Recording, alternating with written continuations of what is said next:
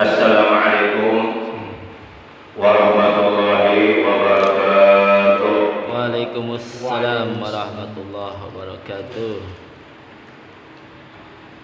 Innal hamdalillah nahmaduhu wa nasta'inuhu wa nastaghfiruh wa na'udzu billahi min shururi anfusina wa min sayyiati a'malina.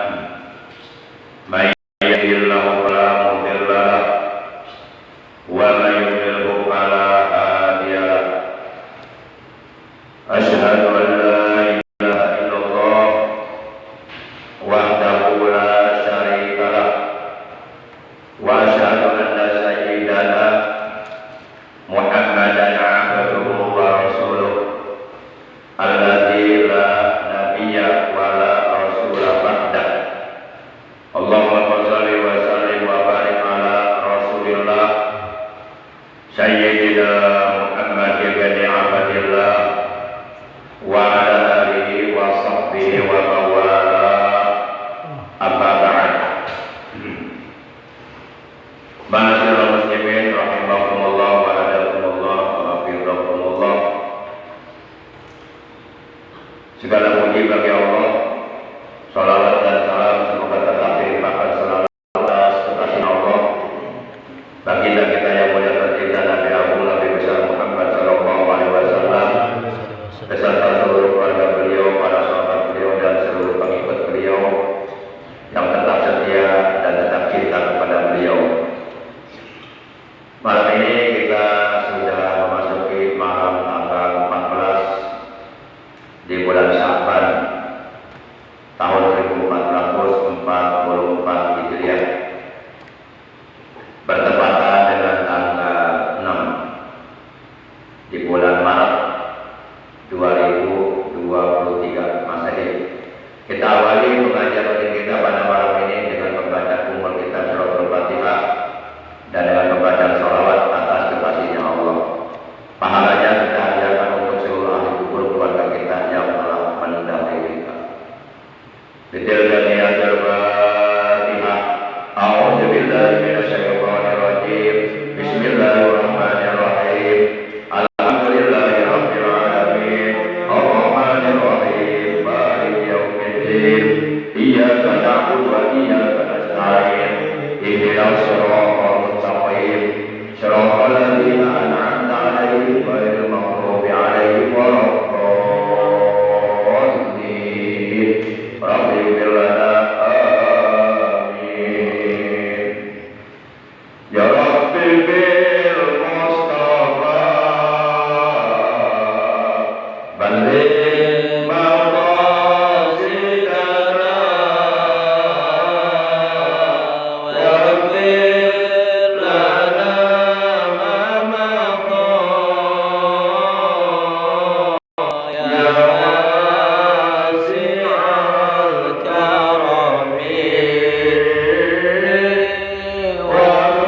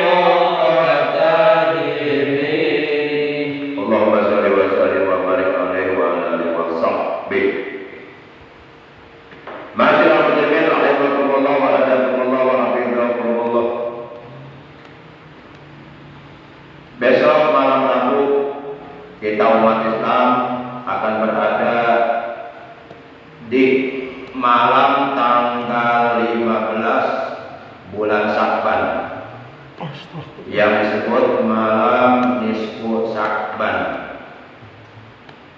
di mana pada malam itu kata Rasulullah, yarfa'ullahu a'mal kullaha, Allah Subhanahu wa taala akan mengangkat, menaikkan amal-amal yang dilakukan oleh para hamba-Nya di malam tersebut. Di dalam kitab Qurratun Nasihin halaman 207 baris yang ketujuh dari bawah terdapat keterangan sebuah hadis an Abi Hurairah radhiyallahu anhu annahu qala alaihi salatu wassalam atani Jibrilu lailatan nisfi min Sya'ban wa qala ya Muhammad hadhihi lailatun tuftahu fiha abwabus samai wa abwabur rahmati faqum wa sholli warka' ra'saka wa yadayka ila samai. Qala alaihi salatu wassalam ya Jibril ma hadhihi lailah. Qala hadhihi lailatun yuftahu fiha salasu mi'ati babin minar rahmati wal maghfirati. Fayaghfirullahu ta'ala li jami'i man la yusyriku billahi syai'a illa man kana sahiran wa man kana kahinan wa man kana musyahidan wa man kana mudmina khamrin wa man kana musirran 'ala zina wa man kana akila riba wa man kana 'aqal walidaini wa man kana nammaman wa man kana qati'ar rahmi fa inna haula'i la yughfaru lahum hatta yatubu wa yaqrabu. Para jamaah yang dimuliakan oleh Allah Subhanahu wa taala, rahimakumullah wa adakumullah wa hafizakumullah. Baik, keterangan tersebut kita artikan. An Abi Hurairah radhiyallahu anhu, dari Abu Hurairah radhiyallahu anhu, annahu qala, bahwasanya Abu Hurairah radhiyallahu anhu ia telah berkata, qala alaihi salatu wassalam, telah bersabda Nabi Agung, Nabi kita tercinta, Nabi besar Muhammad sallallahu alaihi wa alihi wasallam, kata beliau, atani Jibril lailatan nisfi min Sya'ban wa qala, pada malam nisfu Sya'ban telah datang kepadaku malaikat Jibril dan ia berkata, malaikat Jibril berkata kepada beliau, ya Muhammad, hadhihi lailatun tuftahu fiha abwabus samai wa abwabur rahmati faqum wa sholli wa farasaka wa yadayka ila sama. Kata malaikat Jibril, wahai Muhammad sallallahu alaihi wa alihi wasallam, malam ini Allah Subhanahu wa taala membuka pintu-pintu langit. Jadi pintu langit yang 7 dibuka semuanya oleh Allah. Ya, malam Sabat, malam minggu Sabat. Dan pintu-pintu rahmatnya dibuka oleh Allah. Maka oleh karena itu bangunlah engkau dan kerjakanlah sholat olehmu dan angkatlah kepalamu serta kedua tanganmu ke langit. Maksudnya perbanyaklah kamu berdoa di malam nisfu Sya'ban. Itu yang disampaikan oleh malaikat Jibril pada malam nisfu Sya'ban kepada Nabi kita tercinta, Nabi Agung, Nabi besar Muhammad sallallahu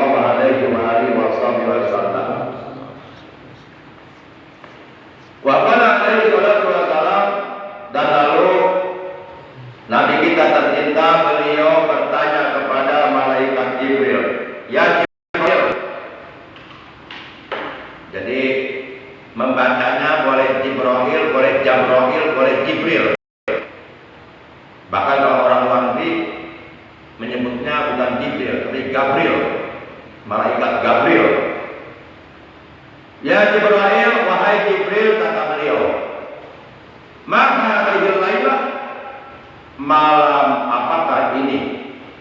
Qala, malaikat Jibril menjawab, hadhihi lailatun yubta'u fiha salatu mi'ati babin min rahmati wal maghfirah. Malam ini, malam nisfu Sya'ban, Allah Subhanahu wa taala membuka 300 pintu rahmatnya dan 300 pintu ampunannya. Ini jangan disia-siakan. Harus kita ambil kesempatan yang baik ini untuk kita mendapatkan rahmatnya Allah, mendapatkan ampunannya Allah. Karena di malam nisfu Sya'ban Allah membuka 300 pintu rahmatnya, 300 pintu kasih sayangnya, dan 300 pintu ampunannya. Kita kalau mendapatkan satu rahmat Allah saja itu bisa menyebabkan kita bisa masuk surga, walaupun kita seorang pendosa besar. Tapi kalau mendapatkan rahmat Allah bisa masuk surga, apalagi 300 pintu rahmatnya Allah buka untuk hamba-hambanya yang datang menghadap Allah di malam nisfu Sya'ban, bertaubat kepada Allah, memohon ampun kepada Allah. Momen seperti ini jangan disia-siakan, harus dimanfaatkan. Karena momen seperti ini datangnya setahun sekali. Para jamaah yang dimuliakan oleh Allah Subhanahu wa taala, rahimakumullah wa rahmatullah. Bahkan kita masuk surga pun bukan karena salat kita. Jangan sombong kita. Oh, saya bisa masuk surga karena salat saya. Dia 5 waktu berjamaah di awal waktu, tidak pernah ketinggalan. Saya bisa masuk surga karena tahajud saya tiap malam. Sombong kamu. Sombong kamu. Kalau kamu seperti itu, bisa-bisa kamu tidak masuk surga. Kita masuk surga karena adanya rahmat Allah. Tapi bagaimana mungkin Allah akan melimpahkan rahmatnya, memberikan rahmat kepada kita kalau kita berbuat durhaka kepada Allah, tidak menjalankan perintah-perintah Allah, dan tidak menjauhi larangan-larangan Allah. Bagaimana mungkin kita bisa mendapatkan rahmatnya Allah kalau kita berbuat durhaka kepada Allah? Namun kendati pun demikian, tetap kita masuk surga bukan karena ibadah yang kita lakukan. Kita masuk surga, dimasukkan oleh Allah dalam surga karena adanya rahmat Allah kepada kita. Makanya ada sebuah istighfar yang sangat bagus redaksi kalimatnya. Allahumma maghfiratuka awsa'u min junubi wa rahmatuka arja'in min amali. Allahumma ya Allah, maghfiratuka, ampunanmu, awsa'u min junubi, itu lebih luas daripada dosa-dosaku. Seandainya dosaku memenuhi alam dunia, tapi ampunanmu lebih luas dari itu. Ampunan Allah itu lebih luas daripada dosa-dosa yang dilakukan oleh hambanya sebesar apapun, sebanyak apapun. Karena Allah lautan pengampun, lautan pengampura. Inna Allah ghafurur rahim. Wa rahmatuka, dan rahmatmu ya Allah, arja, itu lebih aku harapkan, indi, padaku, min amali, daripada aku mengharapkan amalku sendiri.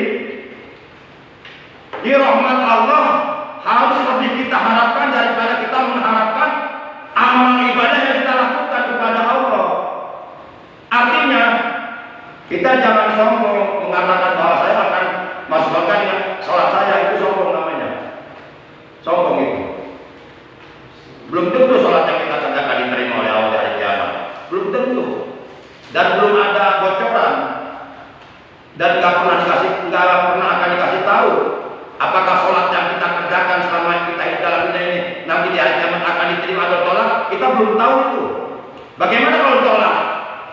Mana sholatmu? Mana sholatmu yang kau sombongkan itu? Para jamaah yang dimuliakan oleh Allah Subhanahu wa taala, sholat tetap wajib dilaksanakan karena kewajiban seorang muslim. Tapi jangan sombong mengatakan bahwa dengan sholat yang dikerjakan saya akan menjadi surga. Sombong banget itu. Nauzubillah min dzalik. Para jamaah yang dimuliakan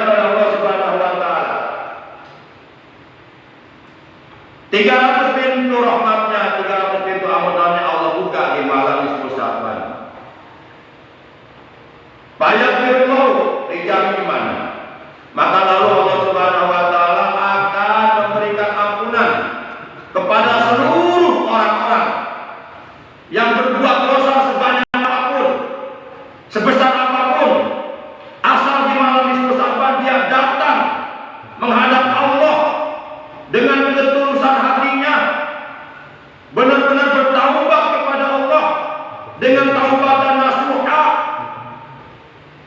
dan tidak mengulangi lagi perbuatan dosa yang pernah dilakukannya sampai mati, oleh Allah akan diterima taubatnya.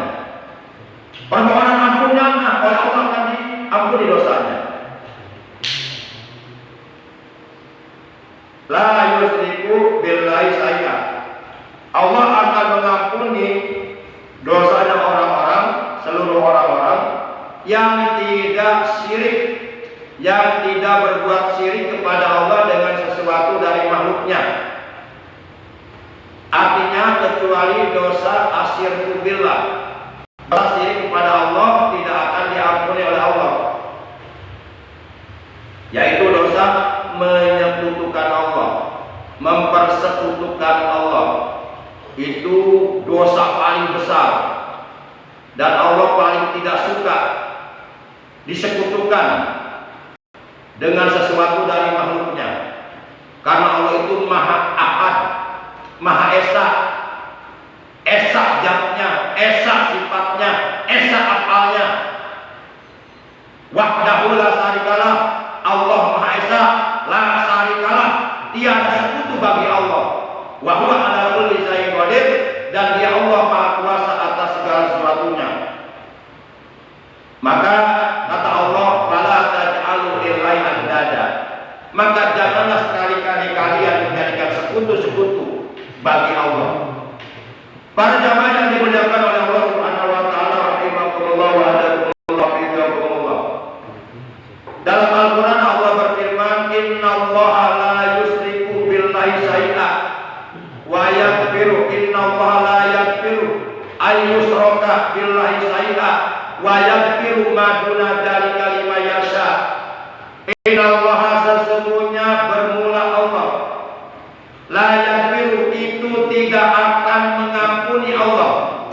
Innallaha la yaghfiru ay yusraka billahi syai'a, kepada orang yang berbuat syirik kepada Allah dengan sesuatu dari makhluknya. Wa yaghfiru, dan Allah akan mengampuni maduna dzalika liman yasha, akan dosa selain dosa syirik bagi siapapun yang Allah kehendaki. Artinya dosa selain dosa mempersekutukan Allah, sebesar apapun, sebanyak apapun, akan diampuni oleh Allah, asalkan kita datang kepada Allah memohon ampun dengan sesungguhnya. Kalau perlu menangis, menyesali, taubat dengan taubat nasuha, akan diampuni. Illa, kecuali man kana sahiran, yang tidak akan diampuni dosanya oleh Allah pada malam nisfu Sa'ban. Yang pertama adalah man kana sahiran, tukang sihir. Kemudian wa kana kahinan, yang kedua dukun. Kemudian wa man kana musahinan, yang ketiga orang yang menyekutukan Allah, yang tadi. Kemudian yang keempat wa man kana mudmina khamrin, pecandu khamr, pecandu arak, pecandu narkoba, pecandu narkotika, pecandu minuman keras. Kemudian yang kelima, man kana musirron ala zina, tukang berbuat zina, baik zina muhson maupun zina ghair muhson. Kemudian yang wa man kana akila riba, orang yang tukang memakan barang riba. Itu yang keenam. Yang ketujuh, wa man kana aqal walidaini, orang yang berbuat durhaka kepada kedua orang tuanya. Yang kedelapan, wa man kana namaman, orang yang tukang namimah, orang yang tukang mengadu domba, orang yang tukang memfitnah. Dan yang kesembilan, yang tidak akan mendapatkan ampunan dosa dari Allah pada malam nisfu Sa'ban. Yang kesembilan adalah wa man kana qati'an rahmi, orang Islam yang memutuskan tali persaudaraan, orang Islam yang memutuskan tali silaturahim, orang Islam yang tidak akur dengan saudaranya, baik saudara sedarah daging atau senasab maupun saudara seagama atau saudara seiman. Enggak akur dengan saudaranya, enggak saling menyapa, enggak saling menanya, bahkan ketemu di jalan aja mereka masing-masing berpaling muka. Yang satu berpaling mukanya ke kiri, yang satu juga ke kiri, dan masing-masing sambil mengeluarkan kata-kata yang menunjukkan kebencian, misalnya atau meludah. Nah, orang yang tidak akur sama saudaranya, baik saudara senasab, sedarah daging, atau saudara seagama, seiman, pada malam nisfu Sa'ban, walaupun dia baca Yasin 3 kali, bahkan 1000 kali, sampai ngelai, bahkan dia sholat khair 100 rakaat dengan 1000 qulhu, bahkan dia baca tasbih dan yunus sebanyak 2375 kali, bahkan dia baca awal surat Ad-Duhan ayat 1 sampai ayat 8 sebanyak 30 kali, kemudian dilanjut sampai ayat terakhir, bahkan dia tidak tidur semalam beristighfar. Tapi kalau dengan saudaranya belum akur, belum mendapatkan ampunan dosa dari Allah. Jadi jangan dianggap enteng ini, jangan dianggap enteng. Allah paling tidak suka kepada hambanya yang memutuskan silaturahim, paling tidak suka. Bahkan Rasulullah SAW dia pernah bersabda, la yahillu lirajulin ayyahdura akhahu fawqa salasati ayyam. Tidak halal, berarti haram. Haram hukumnya bagi seorang muslim membiarkan saudaranya, artinya tidak menyapa saudaranya di atas 3 hari, itu haram. Kalau kita bermusuh-musuhan, enggak akur, enggak nanya dengan saudara kita melebihi di atas 3 hari, itu kita dimasukkan ke dalam golongan orang munafik. Percuma ibadah kita kalau kita digolongkan orang munafik. Ibadahnya hebat, tapi sama saudara enggak akur. Lalu mana implementasi dari ibadahnya mana? Jadi berarti selama ini ibadahnya hanya formalitas doang, enggak diterjemahkan, enggak diimplementasikan dalam perilaku sehari-hari, enggak ada artinya. Kita disuruh sholat itu supaya kita mampu menerjemahkan ajaran yang terkandung dalam sholat berbentuk perilaku yang baik. Kan kata Allah dalam Al-Quran surat 29 Al-Ankabut 21 ayat 45, wa aqimis sholat inna sholata tanha anil fahsya'i wal munkar. Dirikan sholat olehmu, karena sesungguhnya sholat yang didirikan dengan benar akan dapat mencegah dirimu dari perbuatan keji dan munkar. Tidak akur dengan saudara, itu perbuatan munkar, itu perbuatan keji, itu perbuatan yang dibenci oleh Allah. Kira-kira jelas kan? Percuma rajin sholat sama saudara akur, percuma. Para jamaah yang dimuliakan oleh Allah Subhanahu wa Ta'ala, jadi haram hukumnya bagi seorang muslim enggak akur dengan saudaranya melebihi di atas 3 hari. Kalau kita bermasalah, berselisih, bertikai, bertengkar dengan saudara kita, jangan lebih dari 3 hari. Cukup genjatan senjata 3 hari aja. Hari keempat baikan lagi, nanya lagi, biasa aja udah, nggak usah diperpanjang. Ngapain mempermudah keburukan? Nggak ada artinya. Emang orang mau modal gitu. Jangan perbanyak keburukan, perbanyak kebaikan. Perbanyak teman, jangan perbanyak musuh. Para jamaah yang dimuliakan oleh Allah Subhanahu wa taala. Kalau kita banyak musuh, dunia terasa sempit. Tapi kalau banyak saudara, banyak kenalan, dan dunia terasa luas. Nikmat hidup ini karena banyak orang di sekitar kita. Bodoh orang kalau bisa merasa hidup sendiri, bodoh. Nggak bisa kita hidup sendiri. Untuk ketawa aja, untuk senyum kita butuh orang lain. Jangan coba-coba saudara senyum sendirian di tempat tiang listrik. Gila saudara. Itu senyum pekerjaan paling ringan, nggak butuh modal, cuma niat lagi. Nggak butuh modal paling ringan, tapi butuh teman, butuh orang lain. Apalagi untuk hal-hal yang berat. Apalagi untuk memajukan agama, butuh orang lain, butuh persatuan, kekompakan. Para jamaah yang dimuliakan oleh Allah Subhanahu wa taala. Karena kata Nabi, ciri-ciri orang munafik menurut hadis riwayat yang lainnya, kalau yang populer ada 3. Tapi saya menemukan di hadis yang lainnya ada 4. Pertama, apabila berbicara berdusta. Yang kedua, apabila berjanji ingkar. Yang ketiga, apabila dipercaya khianat. Dan yang keempat, wa idza khasama fajara. Apabila berselisih berlebih-lebihan, melebihi di atas 3 hari, nggak aku sampai bertahun-tahun, sampai ngomong najis aibah wanita kayak gimana, lebih 7 turunan. Kau bilang apa-apa itu bukan perkataan orang beriman, itu perkataan setan. Setan senang kalau orang beriman kata-katanya seperti itu, senang setan. Kecuali kita gak akan mati, kita kan akan mati. Justru dosa yang paling berat dosa terhadap hakul Adam. Allah tidak akan mengampuni dosa hakul Adam kalau kita belum minta maaf kepada yang bersangkutan.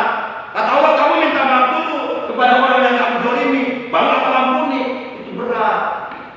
Makanya dulu ada sahabat mengadu kepada Allah, ya Rasulullah, inna fulanata binti fulanata sumun hawa wa taqumul laila wa hiya sayatu qulu tu'ti jirana bin saniha.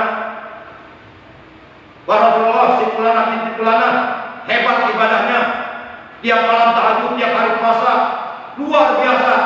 Tapi dia akhlaknya buruk, nggak akur dengan tetangganya, nggak nanya dengan tetangganya, suka menyakiti tetangganya dengan ucapannya yang asbun asal bunyi, masa bodoh orang lain, perasaannya. Bagaimana ya Rasulullah? Si fulan tersebut nanti nasibnya di akhirat. Rasulullah menjawab, la khairu fiha wa hiya min ahlinna. Si fulan yang kamu ceritakan tadi, kebaikannya sedikit pun tidak ada, dan dia di akhirat akan menjadi ahli neraka. Islam itu mengajarkan hablum minallah, hablum minan nas. Secara vertikal hubungan kita per Allah harus dijaga dengan baik. Demikian pula secara horizontal hubungan kita terhadap sesama saudara kita dijaga dengan baik. Islam ini agama yang mengajarkan keseimbangan. Doanya aja, Rabbana atina fid dunya hasanah wa fil akhirati hasanah. Di dunia hasanah, di akhirat hasanah. Enggak ada di dunia hasanah, di akhirat khadijah, enggak ada. Dan enggak boleh itu doa. Itu doa ada dalam Quran. Para jamaah yang dimuliakan oleh Allah Subhanahu wa taala. Nah, jadi bagi yang masih bermusuh-musuhan, yang enggak akur, yang enggak nanya, yang masih menyimpan kebencian kepada sesama saudaranya, ayo, mumpung belum masuk malam nisfu Sa'ban, mumpung buku catatan amal kita belum dinaikkan ke langit, saling maafkanlah. Buat apa kita memperbanyak keburukan, gak ada manfaatnya, gak ada faedahnya, gak ada gunanya. Mendingan kita bersifat legowo, lapang dada. Walaupun kita yang benar, tapi kita mendingan merasa bersalah aja, itu jauh lebih baik daripada merasa benar terus. Mendingan orang benar tapi merasa salah daripada orang salah merasa benar. Benar salah benar tapi nggak pikir banget. Para jamaah yang dimuliakan oleh Allah Subhanahu wa taala, jadi kita bersikap tawadhu lah.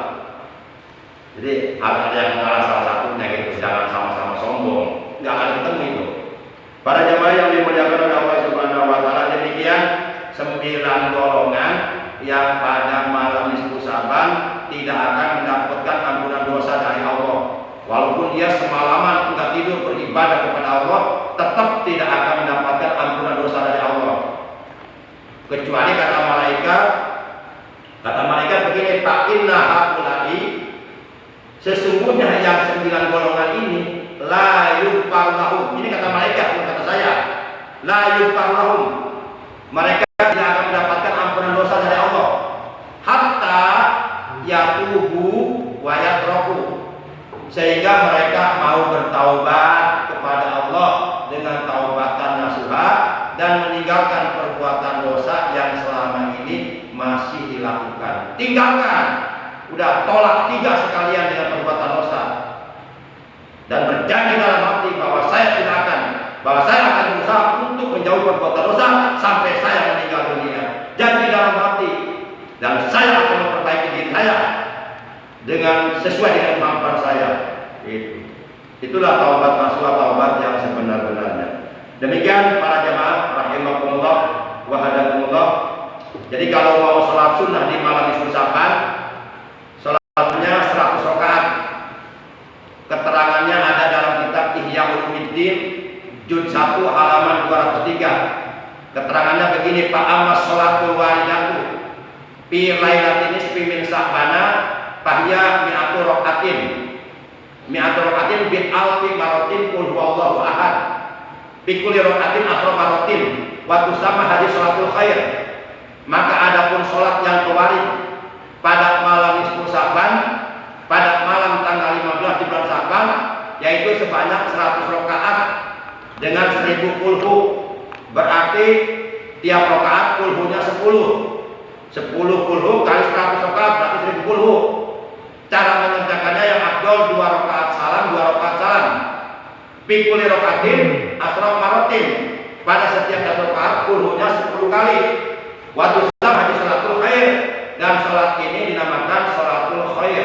Jadi niatnya usul sunatul khair fi lailatin nisfi Sa'ban rakaataini lillahi ala. Aku niat sholat khair pada malam nisfu Sa'ban 2 rakaat karena Allah Ta'ala.